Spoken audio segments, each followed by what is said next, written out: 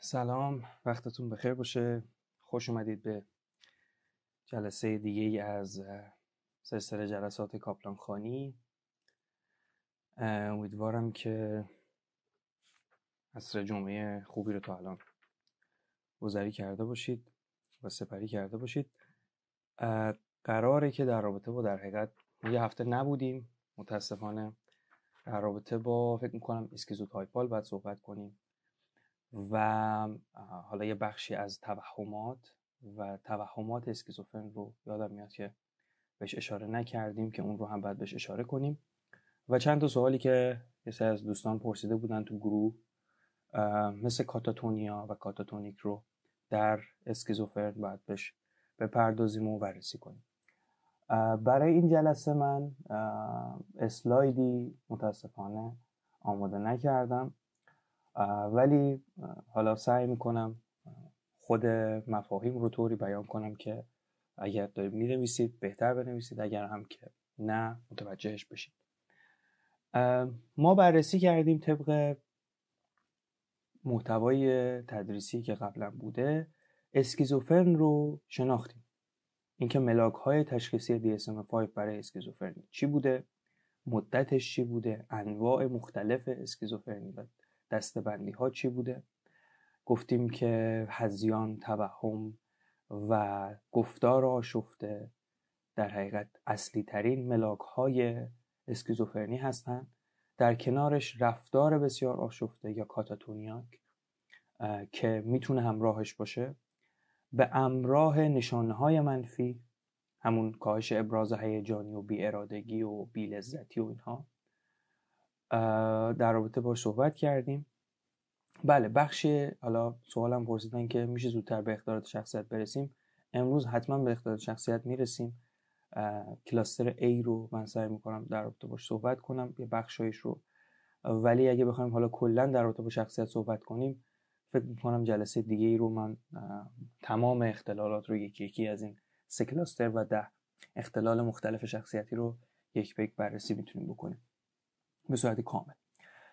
اما برای اسکیزوفرن 2 تا مشخصه جداگانه، یعنی 2 تا طبقه بندی جداگانه ما بهش نپرداختیم. اینکه همراه با رفتارهای کاتاتونیک باشه و همراه با در حقیقت و یه مورد دیگه هم این که ما استیج های مختلف اسکیزوفرنی رو در رابطه باش صحبت کردیم. همه اینا این جلسه قرار در رابطه باش صحبت بکنیم. ملاک هاش رو میدونیم، تمام مسائل رو گفتیم، اینکه ملاک ها چقدر باید باشن، فرق گذرا چیه، فرم چیه و همه اینا رو در رابطه باش صحبت کردیم. در رابطه با استیج های اسکیزوفرنی این جلسه صحبت کنیم. خیلی کوتاه و سریع بگم که اسکیزوفرن 3 استیج داره و 3 مرحله رو براش قائل هستن از لحاظ نشانه‌های پسیگوزی، که مرحله مقدماتی، مرحله فعال و مرحله باقی مانده 3 مرحله‌ای هستن که ما برای اسکیزوفرنی قائل هستیم. مرحله مقدماتی اسکیزوفرنی که با نشونه‌های سایکوز هست، اولین علائمی هستش که معمولاً در اواخر نوجوانی و اوایل بزرگسالی پدید میکنه و نشون داده میشه و در حقیقت شروع نشونه‌های سایکوزه. میتونه در برخی افراد سریع باشه، آشکار باشه، ولی برای اکثر افراد که تو این استیج هستن نشونه‌ها تدریجی و تضعیف تدریجی هستش که مشاهدش هستیم و عملکرد عادی کم کم داره تبدیل به دیسفانکشن میشه و جدا میشه و تفکر کم کم داره میره به سمت تفکر توهمی و تخریب کننده، که در حقیقت یه ویژگی محرز و مهم از انواع مختلف اسکیزوفرنی هست این نوع تفکر. معمولا این استیج حدود 5 سال امکان داره طول بکشه حتی، و تخریب تدریجی هست همونجوری که گفتیم، و اینکه برای همینم مرحله مقدماتی نامیده میشه. و تو این سطح معمولاً عقب نشینی میکنه فردی که در استیج اولی و مقدماتی هست از زندگی عادی، تعاملات اجتماعیش کم میشه، هیجانات سطحی و نامناسب پیدا میکنه، عملکرد تحصیلیش، شغلیش، و یه مشخصه مهم تو همه اختلالات روانی بهداشت شخصیه. بهداشت شخصی در افراد اسکیزوفرن هم در حقیقت مختل میشه. و اینکه از لحاظ آماری و درصدی باید بدونیم که 85% کسانی که در مرحله مقدماتی هستند وارد مرحله بعدی یعنی مرحله اکتیو استیج یا فعال میشن، که خود مرحله فعال دیگه زمانیه که نشونه‌های سایکوز به تدریج در حقیقت نشون داده شدن و حالا دیگه میشه دید. هذیان، توهم، گفتار نامنظم و رفتار نامنظم. سوال پرسیدن که علت این اختلال در بهداشت چیست و چرا اینقدر مهم است. بهداشت شخصی و اینکه کارهای روزمره‌مون رو انجام میدیم یکی از مواردی هستش که عملکرد ما رو در زندگی مشخص میکنه. فانکشن. و ما وقتی میگیم دیسفانکشن فقط عملکرد کاری ما نیست. فردی هر روز میتونه کار شخصی خوش انجام بده، میره حموم، میاد بیرون، غذاشو خودش میخوره، غذاشو گرم میکنه، کار عادی و روزمره خودشو موهاشو شونه میزنه انجام میده. ولی میبینید معمولا افرادی که حالا ما چون افسردگی رو هم بررسی کردیم، یه بخش زیادی از افسردگی تأثیری که میذاره روی بهداشت شخصی هست که فرد با دلیل اینکه نا و رغبتی برای این کار نداره سمت کار نمیره، حموم نمیره، موهاشونه نمیزنه، ناخناشو کوتاه نمیکنه، لباسشو نافرم میپوشه به خاطر اینکه رغبت نداره. ولی تو اسکیزوفرن چون اینسایت مختله و بینش نداره، فرد اصلا متوجه نیست. میگه خب تو چرا دکمه تهی رو به بالا بستی؟ لباس چرا این شکلی پوشیدی؟ میگه مگه لباس من چشه؟ مشکلی نداره. و فرد متوجه این که داره چی کار میکنه و رفتارش تعویض شده و الان داریم ما ازش دیسوردر رو میبینیم و مشاهده میکنیم، این بینش رو نداره. ولی ما به عنوان شخص ثالث میتونیم مشاهده بکنیم.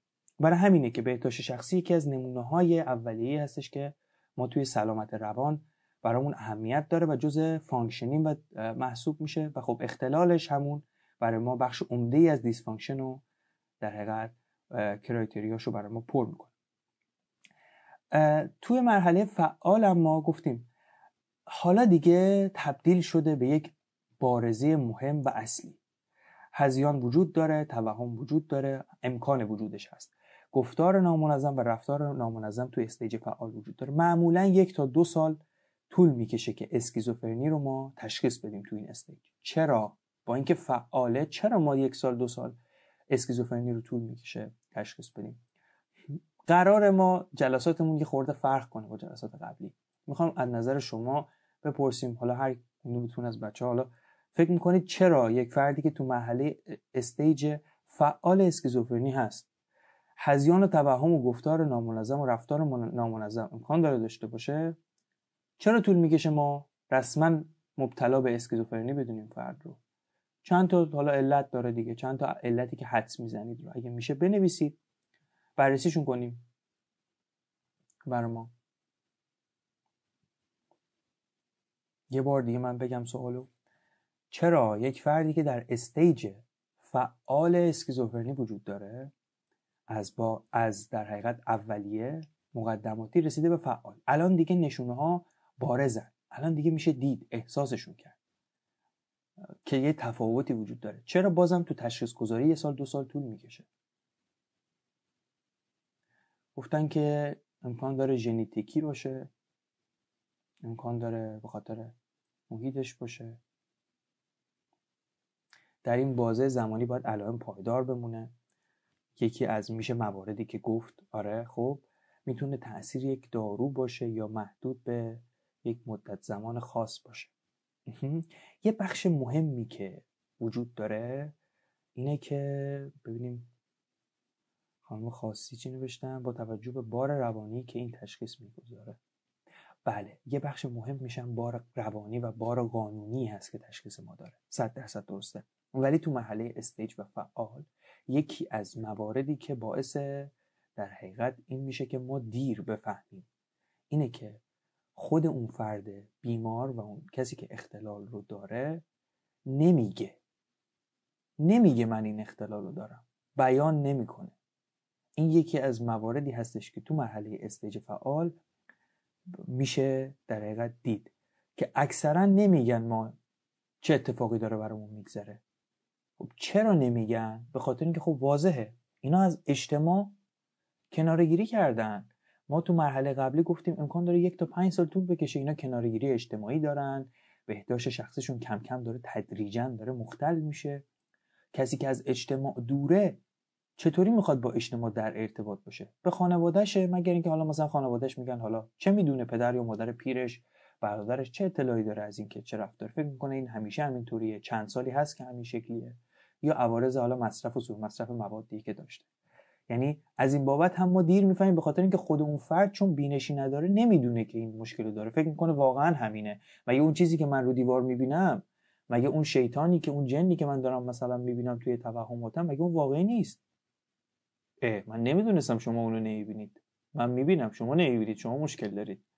برای همینه که ابراز چون نداره ما دیرتر تشخیص میذاریم. و مورد بعدی و مهمی که نوشتن دقیقاً به خاطر بار اجتماعی که داره. لیبل اسکیزوفرن لیبل سنگینیه، هم در موارد قانونی هم در موارد اجتماعی لیبل سنگینیه. خانم مهتاب نوشتن که در صورتی که پایدار باشه متوجه میشیم تحت تاثیر عوامل دیگه مثل دارو و غیره نیست. بله اینم یکی از مواردی هستش که ما باید حتما بهش توجه کنیم. ما هفته قبل یعنی جلسه قبل در رابطه با این قضیه صحبت کردیم. و اینکه تو این مرحله متاسفانه معمولا رو به اوده، این استیج رو به اوده و دائما علائم بدتر میشن. و یه زمانی ما با دارو حالا داریم کنترلش میکنیم، تشخیص دادیم دارو کنترل میکنه. دارو چی رو کنترل میکنه؟ دارو پسیکوز رو کنترل میکنه، علائم مثبت رو معمولا کنترل میکنه. دارو علائم منفی رو کمتر پیش میاد که کنترل کنه. علائم منفی میمونه، فرد گوشه‌گیره، فرد بی اراده است، فرد یه گوشه اتاق خیره شده به دیوار. اکثر بیماران اسکیزوفرنی حالا اگه دیده باشید حضوری، ما تو ذهنمون این شکلی نقش پیدا کرده که اسکیزوفرنی اینطوری که خب بعد یهو حمله میکنه. 80% 90% کسایی که اسکیزوفرنی هستن اصلا حالا چون در بیمارستان اگه بخوایم نگاه کنیم، چون موارد دارویی رعایت شده، نشونه‌های مثبت اونها کنترل شده است. یعنی توهم و هذیان و رفتار و گفتار آشفتهشون کنترل شده. ولی تو مورد آخره که ایراد میمونه، باقی مانده. معمولا افراد ساکتی هن، یه جا نگاه میکنن، غذاشونو میخوره سر تایمش، خودش اتفاقا میگه میاد خانم دکتر، آقای دکتر داروی من کی میرسه؟ امکان داره یه سری زمینه‌های هذیانی داشته باشه، حالا بخاطر اینکه داروش دیر بشه یا هر چیز دیگه، ولی یه جا میخوره، هیچ کاری هم نمیکنه، بی حرکت نشسته، نه چیزی میبینه و هیچ علامتی نداره از این بابت که ما بگیم خب این یه فرد خطرناک تو جامعه است. این از مواردی هستش که ما توی استیج فعال میتونیم ببینیم. پس استیج باقی مانده چیه؟ مرحله باقی مانده چیه؟ بهبود نشونه‌های سایکوز که با دارو فراهم میشه گفتیم تدریجیه، همون جوری که شروعش تدریجیه و برخی از اون نشونه‌ها هم تا سالیان سال همینطوری باقی میمونن تا کم کم یا کم بشن یا با حالا باز به دوره عود خودشون برسن. و اینکه مرحله باقی مونده زمانیه که دیگه حالا تمام این نشونه‌های مثبت ما تحت کنترل خودمون نگه داشتیم و توی این مرحله معمولا نشونه‌های منفی بیشتره. یه جاهایی امکان داره بعد چند سال دوباره نشونه‌های مثبت عود پیدا کنن، یعنی رفتار و گفتار و توهم و هذیان دوباره امکان داره عود پیدا کنن. انگار از مرحله باقی مانده میریم عقب، دوباره استیج فعال میشه، دوباره وقتی کنترل میشه به مرحله باقی مانده میرسه. این 3 استیج مهمی هست که در اسکیزوفرنی بیماران طی میکنن که مدت زمانش خیلی مربوط به این که شدت در حقیقت دیسوردر چقدر باشه. خیلی مهمه. ما قبلا در رابطه با پروگنوز صحبت کردیم، پیشاگهی، که سنید پایین‌تر در حقیقت پروگنوز و پیشاگهی بدتری دارن، یعنی فرجام بدتری دارن و به دارو، به روان درمانی و به مسائل دیگه سخت‌تر جواب میدن. هرچی سن پایین‌تری اختلالات روانی در حقیقت درگیر کنن اون فرد. این از در رابطه با این مورد. ما در رابطه با شیوع هم یه بخشی صحبت کردیم. شیوع هی داره کمتر میشه، هی جامعه و انجمن در حقیقت انجمنی که مسئول نوشتار DSM و مقالات مختلف هست سعی بر این داره که درصد افراد اسکیزوفرن رو در حقیقت با طیف کردن اونها بیاره پایین‌تر. اتفاقا یعنی درست طیف هست و چون طیف دسته‌بندی‌های مختلف زمانی داره، سعی میکنه اینطوری از شیوع کم کنه، چون بار روانی اجتماعی هم بر جامعه هست و بار مهم غذایی که خیلی مهمه. بنابراین 3 تا 7 درصد، قبلا بوده 1%، الان کردن 3 تا 7% در بعضی از مناطق اسکیزوفرنی شیوع هستش در طول عمر. سن شروع در زنان دیرتر هست و خب چون دیرتره فرجام چی داره؟ فرجام بهتری داره. و اینکه معمولا حالا سن شروعشون در زنا گفتیم حالا چون دیرتره معمولا 20 تا 30 به بالاست از اون موقع. و نشونه های در حقیقت زنان بیشتر نشونه های روانپریشیه، علائم عاطفی کمتره، یعنی نشونه های مثبته. و اینکه خب چون نشونه های مثبتی داره خب طبیعتا کنترلش یعنی چی؟ برای ما راحت تره دیگه. قرصا گفتیم اکثرا روی نشونه های مثبت دست میذارن و خب چون نشونه های منفی ندارن از این بابت درمان بهتری پیدا میکنن خانم ها نسبت به اسکیزوفرن. در رابطه با روندش در مردها و زنها گفتیم چطوریه، از اواخر نوجوانی و اوایل جوانی معمولا شروع میشه و در سن پایینتر پیشاگهی بدتری داره. این در رابطه با استیج های مختلف اسکیزوفرنی. ما در رابطه با فکر میکنم الان دیگه وقتش باشه که در رابطه با در حقیقت کاتاتونی صحبت کنیم. ما در رابطه با رفتار آشفته هفته قبل یا جلسه قبل در حقیقت صحبت کردیم. گفتیم که رفتار آشفته بارزه های مختلفی داره. اتفاقا یادم میاد در رابطه با کاتاتونیا هم صحبت کردیم. گفتیم کاتاتونیک دقیقا از این کلمه استفاده کردیم، یعنی کاتاتونیا خود ترجمه تحت لفظ بهته. میشه گفت در زبان فارسی خشکی، خشک زدگی عضلات یا همچین چیزایی هم میگن که بدن به صورت یک مومیایی خشکی، اون بارزه‌ای که ما همه از کاتاتونی میشناسیم هست و اینکه تکون نمیخوره، توی حالت بهت زده‌ایه و عجیبه. حالا میخوایم بیایم در رابطه خود کاتاتونیا صحبت کنیم، انواع مختلفش و نمودهای مختلف کاتاتونیک صحبت کنیم که بعضی از این نمودها رو ما در افراد اسکیزوفرنی در قسمت علامتهای مثبت، همون رفتار آشفته که شاملش بود، میبینیم. یادتون باشه همیشه که هذیان، توهم و گفتار آشفته هست که 3 علامت اصلیه، نه رفتار آشفته. امکان داره رفتار آشفته وجود نداشته باشه ولی معمولاً بارزه هایش رو حتما بیماران اسکیزوفرنی یک کدوم از این بارزه ها رو دارن. در حقیقت خود کاتاتونی یک نوع رفتار شدیداً آشفتگی در حقیقت روانی حرکتیه، در عضلات، در شناخت، در تفکر و در هیجان. امکان داره بروزش در حقیقت، چون بروز رفتاری ما تو عضلاتمونه، تو بدنمونه دیگه. ما رفتار وقتی نشون میدیم یعنی خب بدنمونه. ما تفکر و هیجان رو وقتی میخوایم بروز بدیم بروزش بدنیه و خب واسه همینه که ما کاتاتونیا رو به چشم میبینیم و خب میگیم این آدم کاتاتونیکه، در صورتی که اگه بیایم بررسی کنیم میبینیم تفکرش هم کاتاتونیکه، بیایم بررسی کنیم میبینیم هیجانش هم کاتاتونیک و بهت زده است. بهت فکر نمی‌کنم کلمه دقیقاً مناسبی باشه، خب چون زبان فارسی الکنه و نمیشه کاملا توضیح داد خود کلمه کاتاتونیکو، ولی بیایم ما بشناسیم شیوه‌های مختلف کاتاتونیکو تا یه خورده برامون ملموس‌تر بشه. کاتاتونیا بگیم که اولا توی اختلالات مختلف وجود داره، در موارد در بیماران عصبی رشدی هست، در دو قطبی و افسردگی هم انواعش دیده میشه و 3 تا از 12 سمپتوم زیر رو در حقیقت باید وجود داشته باشه که ما بگیم فردی کاتاتونیا هستش همراه با حالا اون اختلال پیشین خودش. یه موردی هست STUPOR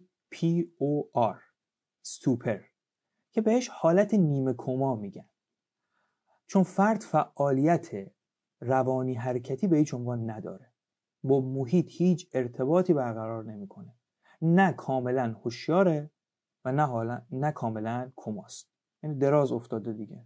بعد میگید خب همه سیستم علائم حیاتیشو چک میکنید میبینید که هوشیاره، ولی پس چرا حرفی نمیزنه؟ به حالت نباتی به این معنا که بخوایم بگیم، چون نباتی یه تعریف جداگانه‌ای هم داره. ما توی حالا کودکان که با در حقیقت وضعیت نباتی دارن بیشتر میشناسیم، اونا رو توی زمینه آسیب‌های عصبی رشدی هم نباتی داریم. برای همین نمیشه گفت نباتی، ولی از بابت علائم رفتاری بله مشابه در حقیقت همون علائم نباتی هست که ما میشناسیم. هیچ فعالیت روانی حرکتی نداره دیگه، نه حرف میزنه نه حرکت میکنه، یه جا افتاده دراز به دراز و خب همه علائمش علائم یا آدم سالمه، ولی خب چرا پس علائم رفتاری هوشیاری نداره؟ این یک علامتی هست که استوپری که هستش که بهش میگن. و یه نشونه دیگه نشونه کاتالپسی هست. فرد به طور منفعلانه یه ژست بدنی میگیره که خودش هم انتخاب نمیکنه و در همون جهت و حالت میمونه و معمولاً این ژست برخلاف جاذبه زمینه و عضلات فرد خشک میشن. یعنی چی؟ برخلاف جاذبه زمینه این که جاذبه زمین خب همه چی رو میکشه بالا، پاشو میاره بالا، همون حالت هم میمونه، نگه میداره، فشار زیادی به عضلاتش، عضلات دیگه دارن تحلیل میرن ولی اون عضله همونجا میمونه، پاش بالا میمونه، حرکت هم نمیکنه. و این حالت بهش میگن حالت کاتالپسی که یکی از علائم مهم و اصلیه در حقیقت کاتاتونیکه. علامت بعدی انعطاف پذیری مومیه، حالا بهش میگن یا وکسی فلکسیبیلیتی. در حقیقت ژست فرد قابلیت تغییر داره. حالا همون پایی که بالا موند، اگه ما بیایم پا رو بیاریم پایین، بیاریم سمت چپ، میبینیم چپ وای میسه، نه بالا میره نه پایین میره، انگار یک آدمکی هستش که ما داریم بالا پایین میکنیم دستشو میبری بالا وای میسه، دستشو میبری پایین وای میسه، انگشتاشو باز میکنی باز میمونه. مگه میشه تو این حالت انعطاف پذیری عمومی یا وکسی فلکسیبیلیتی همچین اتفاقی میفته؟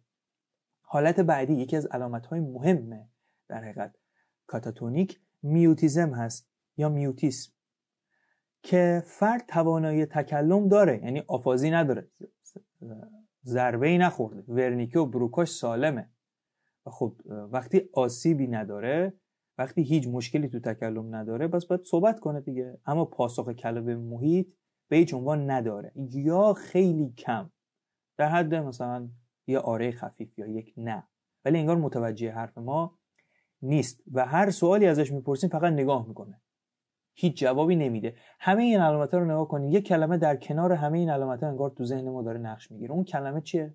اون کلمه رو بهش گفتم بهت. ترجمه تحت اللفظ بهت. حالا بهت تو تفکر، تو کلام، تو رفتار، همه این زمینه‌ها شامل میشه. نگاه بعدی یعنی در حقیقت سمپتوم بعدی نگاتیزم یا منفی کاری هست. دستورات مخالف میده. شما حتما فکر میکنم حالا بعضیاتون شاید کلاه قرمزی دیدید، یک شخصیتی هست به نام دیوی یا دیبی، هر چی میگفتید برعکس انجام میداد. یکی از علامت‌های کاتاتونیکه. حالا تو حرف نه، مثلا بهش میگید از اتاق بیا بیرون، تو اتاق میمونه بیرون نمیاد. بعد بهش میگی خب تو اتاق بمون، میاد بیرون. منفی کاری یا نگاتیزم. علامت بعدی و علامت مهم که یه جورایی شبیه همون حالت کاتالپسی هست، حالتی هستش که بهش میگن پوسچرینگ. برخلاف جاذبه زمین یه ژست میگیره و در مقابل تغییر هم مقاومت بسیار بالایی نشون میده و سعی میکنه اون ژست رو همیشه حفظ کنه. دستشو برده بالا به حالت خبردار، دستشو پایین هم نمیتونی بیاری، هی میاری پایین به زور، این سفت نگه داشته، انگار خشک شده. به این حالت میگن حالت پوسچرینگ و همونجوری نگه میداره. برخلاف جاذبه زمین هم هست دیگه، یعنی فشار عضلانی و جاذبه و اینها برش هم وجود داره. حالت بعدی منریزم هست. ارادی نیست، خیر.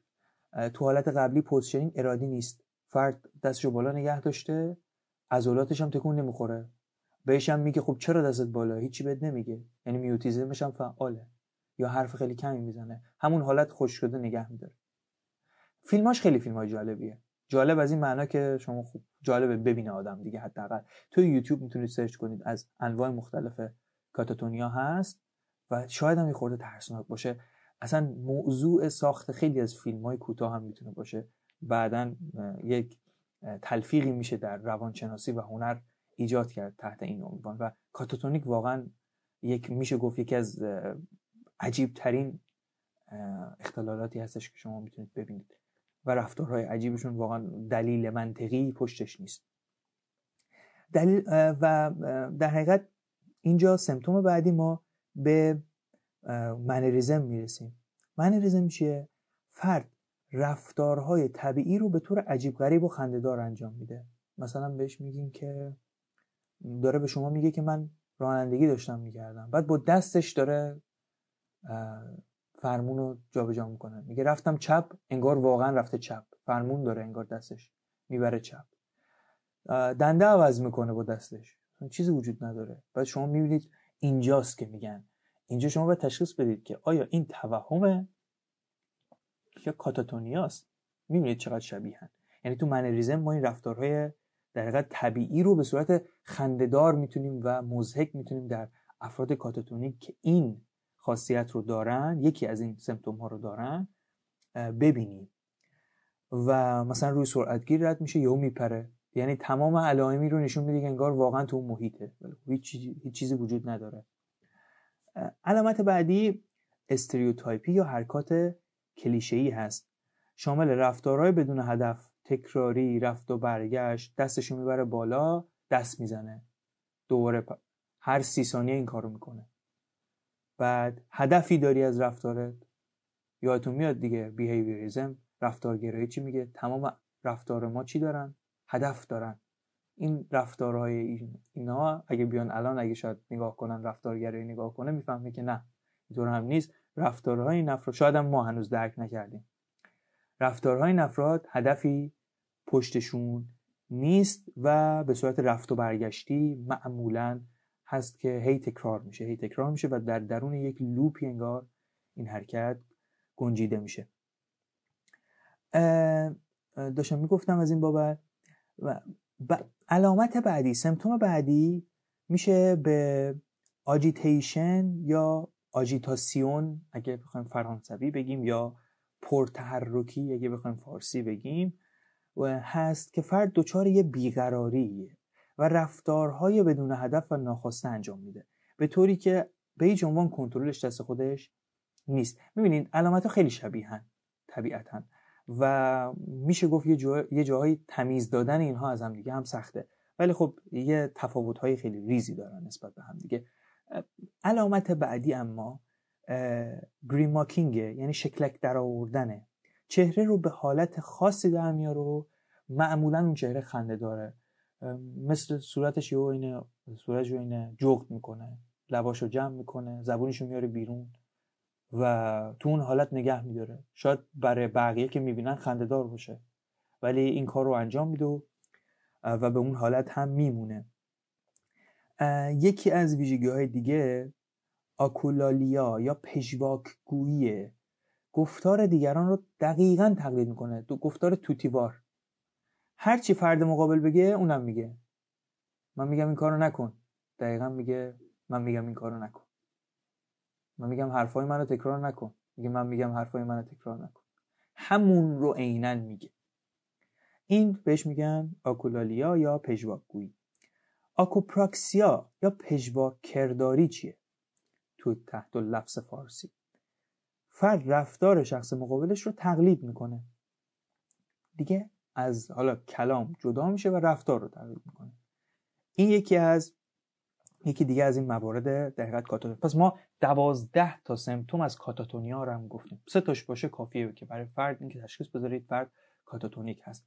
معمولا کاتاتونیا همراه با یک در حقیقت اختلال دیگه هست. گفتیم اضطراب، افسردگی دو قطبی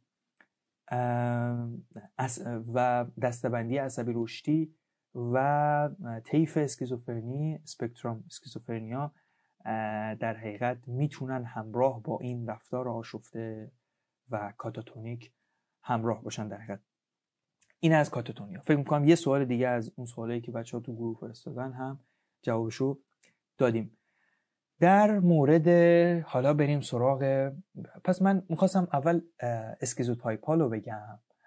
اما اگه اسکیزوتایپ حالا بگم ورود پیدا میکنیم به اختلالات شخصیت. یه کاری میکنیم الان.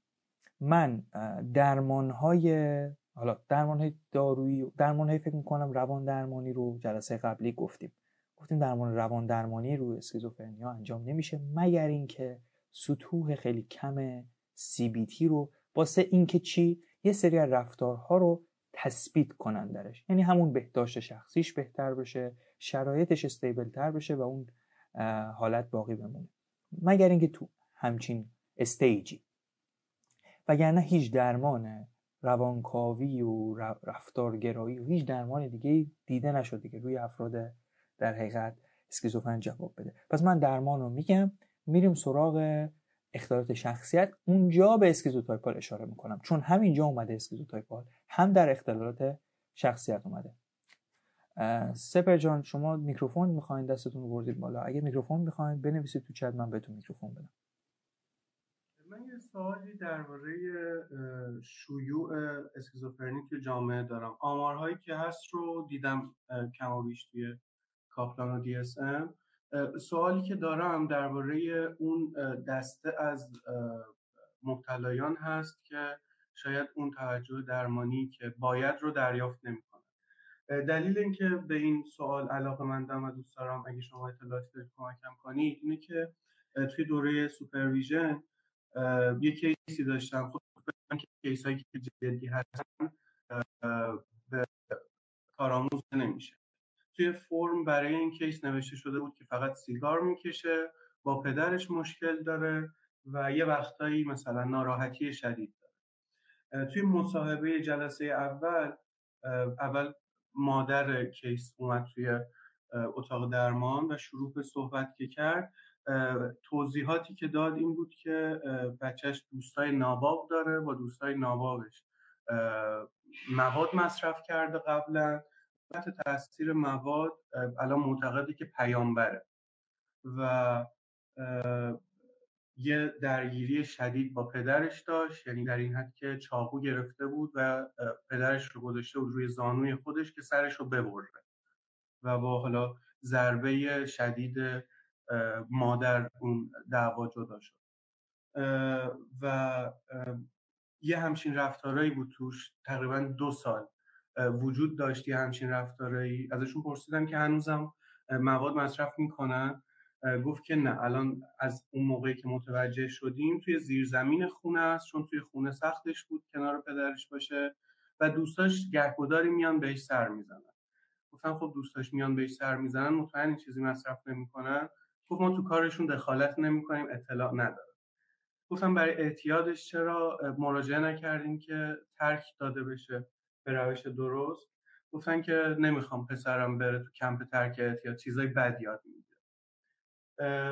تقریبا نیم ساعت صحبت با مادر کیس بود و بعد از اون خود کیس که اومد وارد که شد روی صندلی نشست، کنار من وایساد، از من پرسید که مادرش چی به من گفته. گفت که مادرش دیوانه است، درباره‌اش دروغ میگه اینور اونور و من باور نکنم. طبیعتا توضیح دادم که اصلا مهم نیست کی چی میگه، من الان حرفای شما رو میخوام بشنوم و یه تقریبا 10 دقیقه طول کشید تا زبون باز کنه و حرف بزنه تا اعتماد شکل بگیره. صحبت‌ها رو که شروع کرد، توخم‌ها و هذیان‌ها به این شکل بود که اشاره داشت که فرازمینی هست، از این سیاره دیگه اومده و پیامبر هست، اومده یه دین جدید و بهتری رو معرفی کنه. کتاب داشت، کتابش یه کتابچه‌ای بود، یه دفتری بود که دستی نوشته بود، توی جیبش بود، همیشه بهم نشونش داد و اینکه دوست داره یه سری آدم‌ها رو بکشه حرف زد، درباره اینکه اگر من دخالت خاصی بکنم مثلا باعث شم که بره کمپ ترک اعتیاد یا همچین چیزی به من آسیب میزنه صحبت کرد و درباره اینکه برای کشتن پدرش نقشه کشیده هم صحبت کرد. طبیعتا همون یک جلسه ارتباط من با این کیس قطع شد، ولی تا جایی که اطلاع دارم این کیس که رفتن پیش روانپزشک، خانواده راضی نشدن که بچه توجه درمانی رو دریافت کنه. من تا قبل از این با همچین موردی اصلا مواجه نشده بودم. اصلا انتظار این که کیس به این شدت، با این علائم، با این شدت توهم و هذیان توی خونه زندگی بکنه، توی خیابون رفت آمد بکنه، اصلا انتظارشو نداشتم. ولی با اساتید که صحبت میکردم میگفتن که متاسفانه چیز رایجی هست، نه فقط توی ایران، توی جوامع دیگه.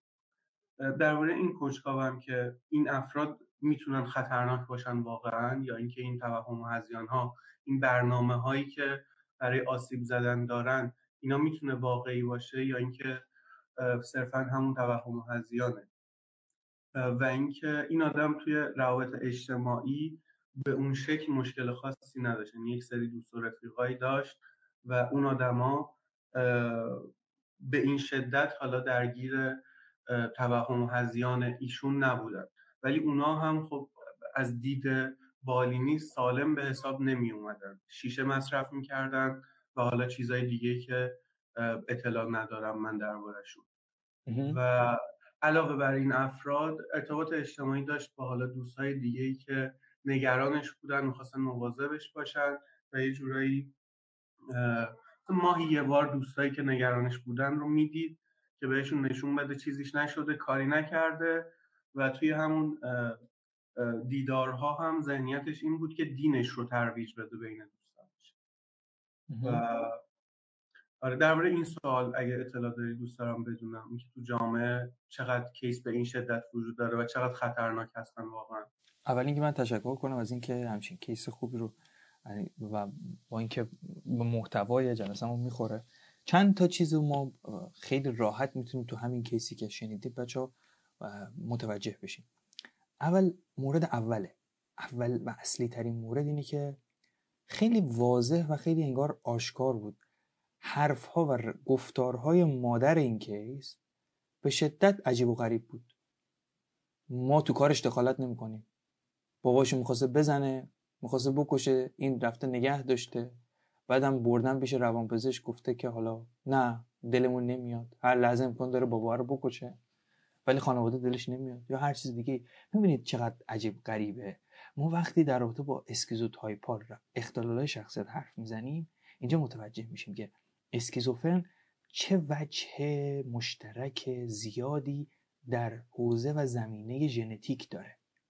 اینجاست انگار ژنتیک ما بولد میشه، انگار یه سری از رفتارهای اسکیزوتایپ از این بابت، یعنی مثلا یه حالتهای خفیف شده ای از اسکیزوفرنی رو ما توی خانواده اون شخص میتونیم مشاهده کنیم، چون یکی از دیسوردرهایی هستش که بیشترین در حقیقت همراهی رو با ژنتیک داره. جزء ژنتیک اسکیزوفرنی بسیار بالاست و مخصوصا خانواده هایی که اسکیزوتایپال هستن، یکی از اعضای خانواده احتمال اینکه فرزندان اونها تبدیل بشن به اسکیزوفرنی های آینده خیلی زیاده. بنابراین یه مسئله که میشد راحت دید تو این کیس، میشه گفتش افکار عجیب غریب مادر کیس بود وقتی صحبت کردیم باش. مورد بعدی، اسکیزوفرن رو ما باید چک کنیم. گفتیم یکی از مواردی که مهمه اینه که تحت تأثیر عوامل مختلف دارویی و مواد نباشه. وقتی تحت تأثیر عوامل دارویی و مواد هست، ما متوجه نمیشیم آیا مواد این کار رو دارن انجام میدن یا نه ایشون اسکیزوفرنه. برای همین چیکار میکنن؟ پلن درمان رو میچینن روی اعتیاد رو اول میذاریم کنار که کم بشه، یا اعتیاد رو بذاریم کنار که از بین بره، قطع بشه، و حالا ببینیم آیا رفتارهای سایکوتیک یا پسیکوتیک باقی میمونه یا نه. اگر باقی موند یعنی اعتیاد تونسته اکتیو کنه اسکیزوفرنی که این فرد داشته، چون ما هممون از لحاظ ژن اکتیو میتونیم بکنیم، ما هممون ژن سرطان و کنسرهای مختلف رو داریم، عوامل محیطی میتونه اکتیویتور عمل کنه، ما هممون ژن اسکیزوفرن رو داریم، عوامل محیطی میتونه اون رو اکتیو کنه. اندازه حالا تعداد اون ژنی که داریم، نوع این که حالا مثلا بستگانمون داشتن، کیفیت اون ژنی که وجود داره، رفتار و اپیژنی که وجود داره، همه اینا تاثیرگذاره در این که اکتیو بشه یا نشه. بنابراین تو اکتیو کردن اسکیزوفرنی محیط و عوامل دارویی و مواد خیلی تاثیر داره. باید اول اینو بدونیم که اگه ما میخوایم اسکیزوفرنی تشخیص بدیم، اسکیزوفرن رو تشخیص بدیم، نه دارو و ساید افکتی که مواد ایجاد کرده ما رو به سمت اسکیزوفرن ببره. چون اینطوری ما باید اولین کاری که تو پلن درمان میتونیم انجام بدیم اینه که خب اول پلن اعتیادی رو پیش ببریم، اعتیاد رو از بین ببریم، حالا ببینیم که آیا اسکیزوفرن هست یا نه. شاید ساید افکت باشه، شاید ساید افکتی باشه که به خاطر مصرف دارو اتفاق افتاده. این موردی که هست وجود داره. و اکثر کسایی هم که گفتین تعاملات اجتماعی دارن تو کیس شما، تعاملات اجتماعی بودی که بودن کنارش، رفیقای شیشش بودن که کنارش میکشیدن، اونا هم از غذا داشتن در کنارش میکشیدن، اونا هم داشتن به موادی رو میکشیدن که این آدم داشته میکشید. بنابراین نمیشه رفیق زمانی که بگی خب از زمانی که اینطوری شدی چند نفر پیدا کردی باشون دوست بشی و بیرون بری. واسه همینه میگیم وقتی ما میگیم محدودیت اجتماعی، نه اینکه در اتاقو ببندیم بشینیم تو اتاق زانوی غم بغل کنیم. یعنی افرادی داریم دورمون، اونایی که قبل از اینکه این اتفاق برامون بیفته با همون افراد ارتباط داریم، تموم شد و رفت. حالا بر اساس خود اختلال اعتیادیه، مثلا ما توی افسردگی با توجه به سوالتون اینو داشتیم، ما یک افسردگی داریم که همراه با سایکوز، یک سایکوزی داریم که همراه با نشونه‌های افسردگی. این دوتا با هم متفاوتن این دوتا با هم متفاوتن و کامل قابل اینه که تمیز بدیم اونها رو. یعنی چی؟ چطوری ما میتونیم تمیز بدیم؟ من یادم میاد جلسه قبلی هم اینو گفتم، اصلی ترین عامل اسکیزوفرن، یه سوالی هم بالا پرسیدن، اسکیزوفرن ها بینش دارن؟ ندارن، اینسایت ندارن.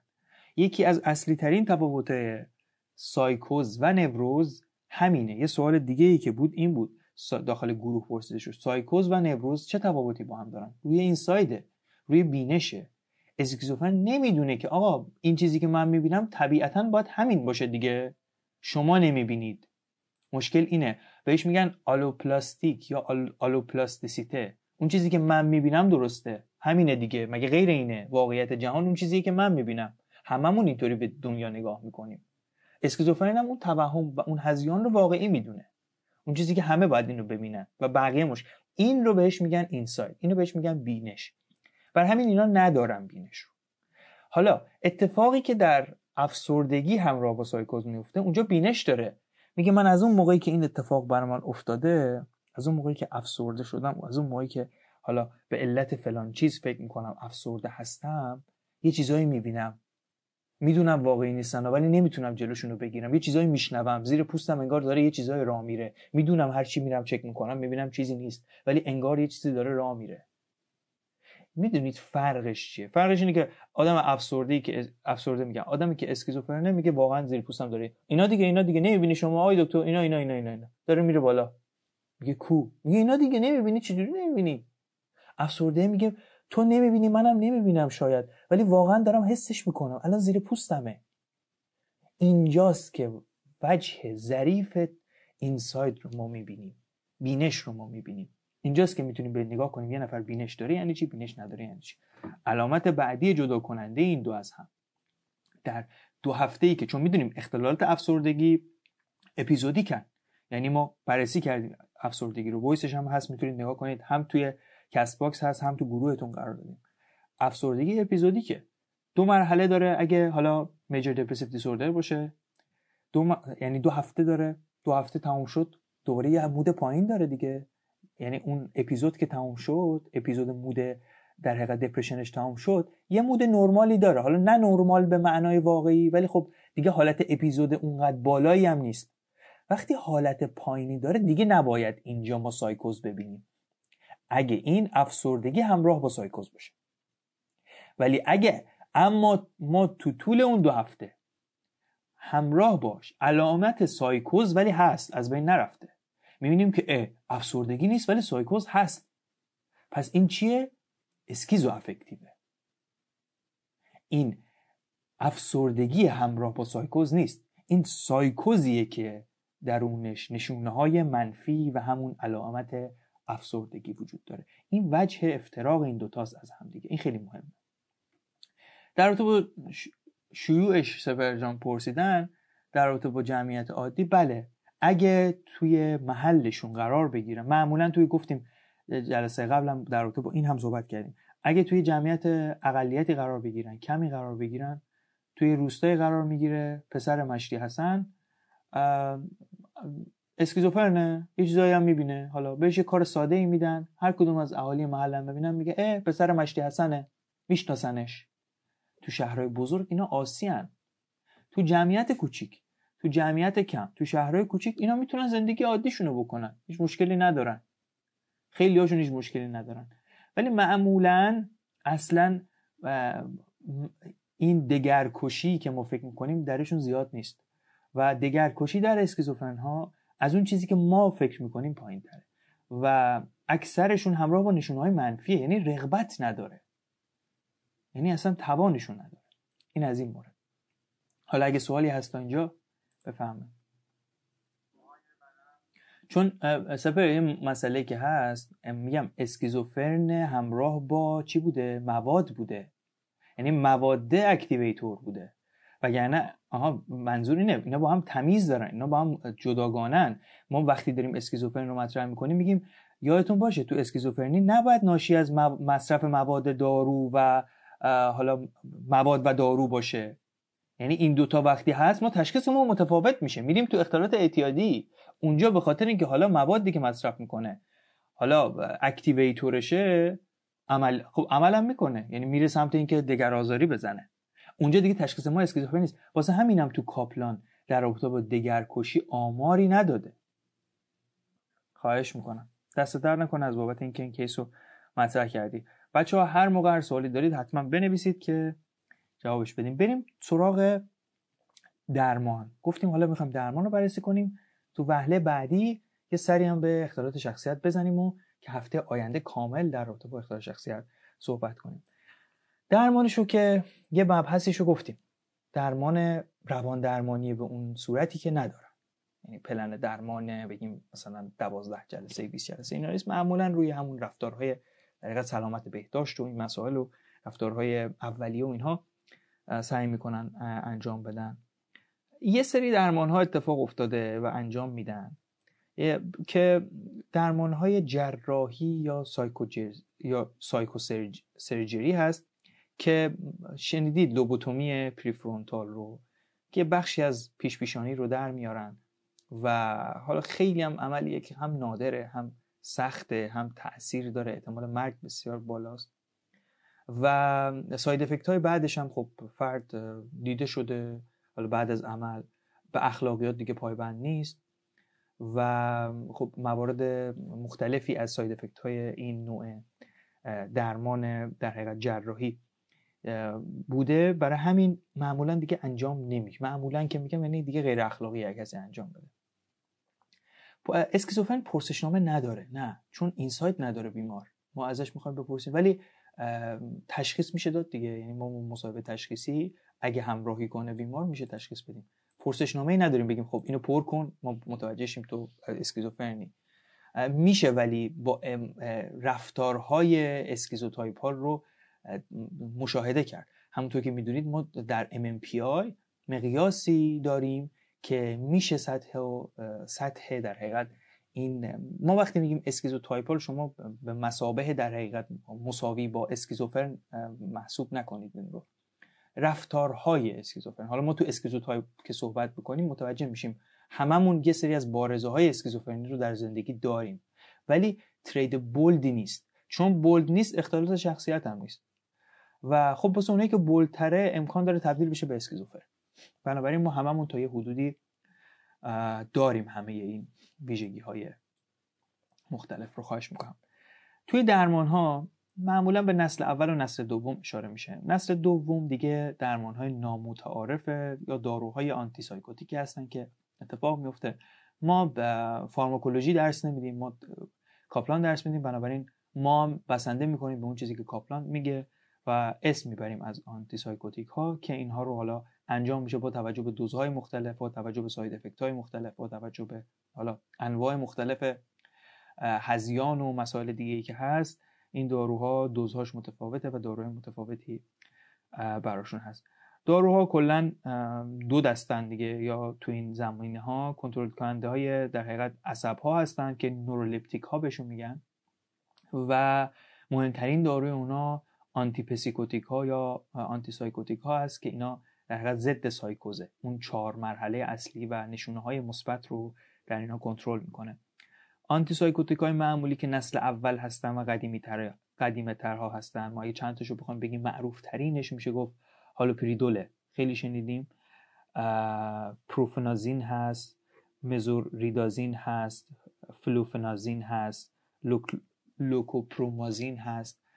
اینها از در حقیقت دسته نسل اول داروهای آنتی سایکوتیک هستن.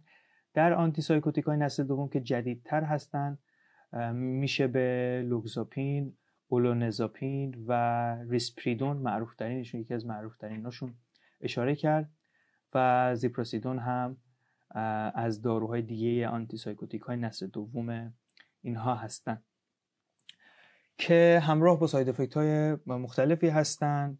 معمولا میتونن 4 مرحله رو کنترل کنن، یعنی علامت های مثبت رو کنترل کنن 4 تا رو، ولی خب تو علامت های منفی بیمار یا کسی که اون دیسوردر رو داره برش باقی میمونه تو اون مرحله و خب گوشه‌گیری و اون میوتیزم رو انگار یه جورایی همراه خودش داره.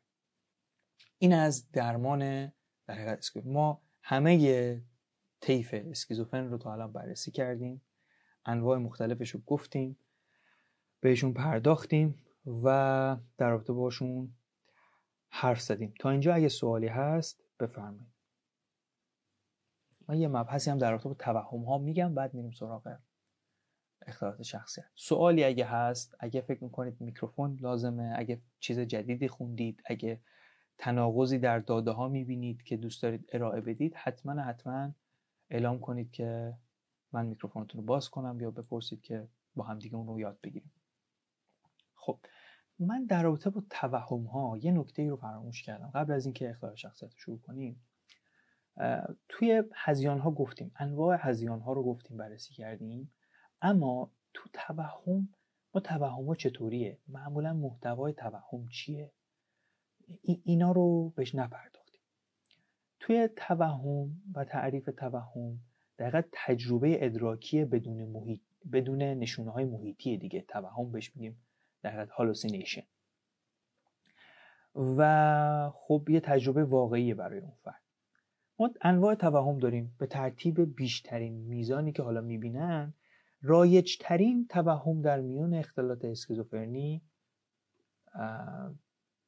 اگر میخواستم اینو سوال بپرسم، میخوام ببینم چجوری میتونم سوال بپرسم، گفتم دیگه این دیگه در حد سوالم نیست، مشخصا توهم‌های شنیداری هست.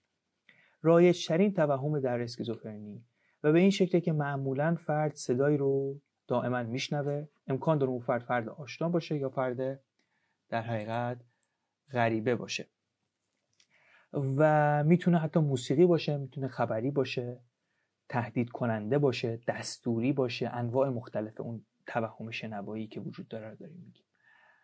میتونه بین مکالمه 2 نفر باشه. یکی از موارد رایجش اینه که 2 نفر مقابل روبرو دارن با هم صحبت میکنن، اون آدمی که اسکیزوفرنه حرف اون دوتا رو انگار میشنوه. مواردی که نادر دستوری باشه، ولی خب دستوری هم هست، این کارو بکن، این کارو بکن، اون کارو بکن، اینا هم توهم‌های شنوایی هستش که میتونه داشته باشه. جانبازانی هستن که اسکیزوفرنی دارن، علتش جنگ میتونه باشه. ببینین در رابطه با اسکیزوفرنی، حالا جانبازها، یکی از مواردی که تو نظریه‌های اسکیزوفرنی مثال زدیم و گفتیم یکی از عوامل رو که ما همه نظریه‌ها مهم میدونن خود وجود تروما هست. تجربه جنگ تجربه وحشتناک و دهشتناکیه و میتونه که نه، جنگ کلا حادثه تروماتیکیه و میتونه اکتیویتور ما باشه. چرا که نه؟ جانبازانی که در حقیقت واسه اتفاقاتی براشون افتاده و حالا PTSD هستن یا اینکه خب یعنی اون تروما رو دارن و یا اون تروما براشون اکتیویتور بوده برای در حقیقت اسکیزوفرن. خب گفتم ما هممون به تبع بخشایی از اون ژن رو داریم، میتونه برای فردی در حقیقت اکتیویتور باشه، برای فرد دیگه‌ای با توجه به شدتش نباشه. سوال بعدی که توهم شنیداری یا دیداری هم رزمانم میبینم دارم باهاشون حرف میزنن. بله اونا هم میگم نوعی از این مواردی هستش که خب در حقیقت ما یک اصطلاح نادرست داریم. این علائمی که فرمودید معمولا برای اختلال در حقیقت تروما پس از سانحه هست، همون PTSD هستش که ما میشناسیم، که به این علائم و علائم مشابه در حقیقت رفتارهای هیجانی نشون میدن. مثال میزنم، صدای گلوله وقتی شنیده میشه و همراه بوده با یک در حقیقت اتفاق دلخراش، رفیق صمیمیش جلوی جونش جون میده یا هر چیز دیگه، هر موقع حتی صدای گلوله رو بعدها چند ده سال بعد تو تلویزیون همون آدم میشنوه، دوباره همون انگار در همون منطقه جنگی نشسته و میبینه انگار. و خب این یکی از اثراتی هستش که ما اینجا افتراق میدیم. خب این به خاطر تروماتیک بودنه که این اتفاق میندازه. یعنی اگه ما بتونیم از محرک های محیطی دور کنیم فرد رو، به حد زیادی در حقیقت از اون علائم جلوگیری میکنیم. ولی خب بله تروما یکی از مواردی هستش که اکتیویتور مهمیه در اسکیزوفرن. اگه سوال دیگه نیست بریم سراغ توهم شنوایی رو گفتیم انواعشو. توهم‌های بینایی. در توهم‌های بینایی فرد در حقیقت شخص تصویر دیگه‌ای رو می‌بینه که اصلا تو واقعیت وجود نداره. مثلا امکان داره پدر بزرگش که فوت شده رو ببینه، که فوت شده ولی ایشون می‌بینه. و تو رده دوم قرار داره توهم بینایی بعد توهم شنوایی و یکی از توهم‌های رایج تو اسکیزوفرنه. و اینکه این توهم بینایی توی مشکلات با حالا افرادی که مشکلات بینایی دارن، افرادی که دمانس دارن و پارکینسون هم دارن امکان داره وجود داشته باشه. یه فردی حالا مرده میبینه، یه چیزی که وجود نداره میبینه، بالاخره یه چیزی میبینه دیگه. این میشه جزء توهم‌های در حقیقت ویژوال هالوسینیشن. توهم بویایی، اما فرد بوی خاصی رو حس میکنه در حالی که بقیه این بو رو اصلا حس نمیکنه. یکی از مشکلاتی که دقیقاً توی افراد مبتلا به کووید 19 پیش اومد این بود که فرد تا مدت‌ها توهم بویایی مثلا سوختگی رو داشت. یه چیزی داره میسوزه، تو اصلا چیزی حس نمی‌کنی، نه همیشه داره یه چیزی میسوزه. و خب این یکی از توهمایی هستش که وجود داره. توهم چشایی. فرد مزه خاصی رو تو دهنش حس میکنه در حالی که اصلا چیزی نخورده. این توهم تو افرادی که در حقیقت سر دارن دیده میشه که احساس چشیدن مزه آهن رو دارن. اونا هم که سر آ رو میبینی، حالا بسته به اینکه پتیمال باشه یا اپیلپتیک باشه اینا متفاوته، اما معمولا اونها هم یه مزه آهنی رو تو ذهنشون حس میکنن. و این یکی از توهمایی هستش که در حقیقت هست. توهم بعدی توهم لامسه یا سوماتیک هست. ادراک لمس شدن رو دارن به اشتباه. مثلا یه حشره‌ای داره رو دستم حرکت میکنه یا زیر پوستم داره همچین چیزی میره. تو مصرف مواد مختلف از روانگردان‌های مختلف مثل کوکائین و اینها هم دیده میشه. و اینکه توهم بعدی توهم جالبیه، توهم لیلیپوتیان هالوسینیشن. شاید شنیده باشید اشیا به صورت کوچکتر از اون چیزی که هستن دیده میشن. این توهم در افرادی که روانگردان مصرف میکنن و اختلال دمانس هم دارن دیده میشه. توهم احشایی. فرد در اندامهای داخلی بدنش احساس فشار و کشیدگی میکنه. آقای دکتر رود کوچیک ندارم. چی داری؟ نه کبدم نیست، کبدم خورده شد مثلا یهو. چرا مگه میشه؟ کبد ندارم، کبدم کوچیکه. اینا حرفایی هستش که توی توهم در حقیقت کوتار هالوسینیشن ما میبینیم، توهم احشایی. و اینکه خب این در رابطه با توهم‌های مختلفی بود که میدونستیم. پس ما اسکیزوفرنی رو تا اینجا تموم کردیم.